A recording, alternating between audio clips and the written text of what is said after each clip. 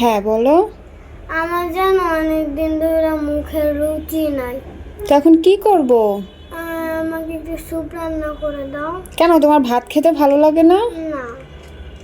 Soup খেলে ভালো লাগবে? হুম। আচ্ছা, দেখি কি আছে ঘরে, সেটা দিয়ে তোমাকে একটা স্যুপ রান্না করে দিচ্ছি। কয়েকদিন যাবত আমিও খেয়াল করছি খাবারে তেমন কোনো রুচি নাই, তো আজকে সকালবেলা নিজের থেকেই বললো যে আমাকে স্যুপ জাতীয় কিছু একটা তৈরি করে দাও, আমার ভাত খেতে ভালো লাগে না। তো ফ্রিজে গেলাম, যেয়ে দেখি এরকম ছোটো সাইজের 3টি টমেটো রয়েছে। তো টমেটোটাকে ভালোভাবে ধুয়ে এভাবে ছুরির সাহায্যে কেটে নিচ্ছি। এবার একটা প্যানের মধ্যে নিয়ে নিচ্ছি, সেই সাথে দিয়ে দিচ্ছি এখানে সামান্য একটু গোলমরিচের গুঁড়া হালকা ঝালের জন্য, এবং দিয়ে দিচ্ছি স্বাদ অনুযায়ী লবণ, আর দিয়ে দিব হাফ চা চামচের মতন আদা এবং রসুন পেস্ট। হাতের কাছে গোলমরিচের গুঁড়া না থাকলে সেই ক্ষেত্রে আপনারা কাঁচা মরিচটা ব্যবহার করতে পারবেন। সেই সাথে এখানে দিয়ে দিচ্ছি 2 কাপ পরিমাণে নর্মাল পানি। এবার এটাকে চুলার আঁচ মিডিয়াম আঁচে রেখে ভালো করে সিদ্ধ করে নিচ্ছি। এই স্যুপটি বাচ্চাদের মুখে রুচি তো বাড়াবেই, সেই সাথে বাচ্চাদের শরীরে বিভিন্ন পুষ্টি চাহিদা পূরণ করবে, রোগ প্রতিরোধ ক্ষমতা বৃদ্ধি করবে, একই সাথে বাচ্চারা খুব মজা করে খাবে।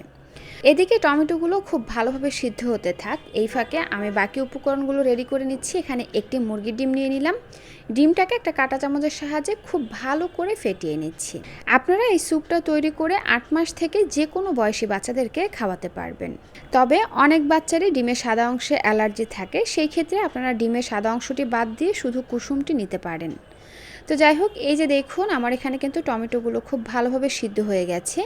এই পর্যায়ে আমি চুলাটা অফ করে দিব এবং এগুলোকে ভালো করে ঠান্ডা করে নেব। ঠান্ডা হয়ে আসার পরে আমি একটা ব্লেন্ডারের জারে দিয়ে টমেটোগুলোকে মিহি করে ব্লেন্ড করে নিব। আপনাদের হাতের কাছে যদি ব্লেন্ডার না থাকে সেই ক্ষেত্রে কিন্তু আপনারা ডাল ঘুটনির সাহায্যে টমেটোগুলোকে ভালো করে ঘুটে নরম করে নিতে পারেন। ব্লেন্ড করে নিয়ে চলে আসলাম চুলায় আবারও সেই প্যানটা দিয়ে আমি এখানে টমেটোর পিউরিটা দিয়ে দিচ্ছি। তারপর নেড়েচেড়ে ভালো করে মিশিয়ে নিচ্ছি এবং চুলার আঁচ মিডিয়াম আঁচে রেখে আমি এর মধ্যে একটা বলক এনে নিচ্ছি। ভালো করে বলক আসার পরে আমি যে ডিমটা ফেটিয়ে রেখেছিলাম সেটা আসলে অফ ক্যামেরায় দিয়ে ফেলেছি, তার জন্য আন্তরিকভাবে দুঃখিত। ডিমটা উপর থেকে আস্তে আস্তে দিতে হবে এবং অনবরত নেড়েচেড়ে মিশিয়ে নিতে হবে। এবং এই স্যুপের ঘনত্বটা ঠিক রাখার জন্য আমি এখানে 1 চা চামচের মতন আটা পানির মধ্যে গুলে সেটাও দিয়ে দিলাম। এবার নেড়েচেড়ে ভালো করে মিশিয়ে নিব এবং সুন্দর একটা ফ্লেভারের জন্য আমি এখানে 2-3টা ধনে পাতা দিয়ে দিচ্ছি একটা ছুরির সাহায্যে কেটে। এটা অপশনাল, দিতে না চাইলে স্কিপ করে যেতে পারেন। এই পর্যায়ে আমরা চুলাটা বন্ধ করে দিব, দেন একটা ঢাকনা দিয়ে ঢেকে এটাকে আমরা চুলার উপরে 2 মিনিটের মতো রেখে দিব।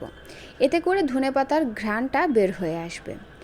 আর এই তো 2 মিনিট পরে আমি চুলা থেকে নামিয়ে নিলাম। 2 মিনিট পরে আমি চুলা থেকে নামিয়ে নিলাম। আর এই তো এখন কিন্তু বাচ্চাদেরকে খাওয়ানোর জন্য একদম রেডি।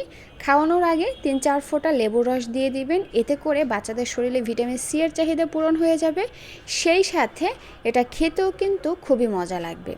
তো এজন্য অবশ্যই লেবুর রসটা এর মধ্যে দেওয়ার চেষ্টা করবেন। আর এই তো তৈরি হয়ে গেল বাচ্চাদের জন্য দারুণ মজার পুষ্টিগুণে ভরপুর একটি স্যুপের রেসিপি।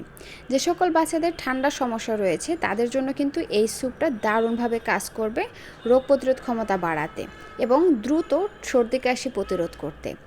আর বাচ্চাদের মুখে রুচি না থাকলে সেটাও কিন্তু এই স্যুপটা ফিরিয়ে আনতে সাহায্য করবে, সেই সাথে বাচ্চারা কিন্তু খুব মজা করে খাবে। আর এই যে দেখুন আমার বাচ্চা কিন্তু পুরো বাটিই শেষ করে ফেলছে। ওর এই কয়েকদিন যাবৎ কোনো খাবার দাবারের রুচি নাই, কেমন যেন খাওয়া দাওয়া একেবারে করতেই চায় না। তো মাশাল্লাহ আজকের এই স্যুপটা খেয়েছে, ভাবছি প্রতিদিনই একটা না একটা স্যুপ রান্না করে ওকে খাওয়াবো। তো দর্শক, এই ছিল আমার আজকের আয়োজন। ভিডিওটি ভালো লাগলে প্লিজ একটি লাইক দিবেন। আল্লাহ হাফিজ।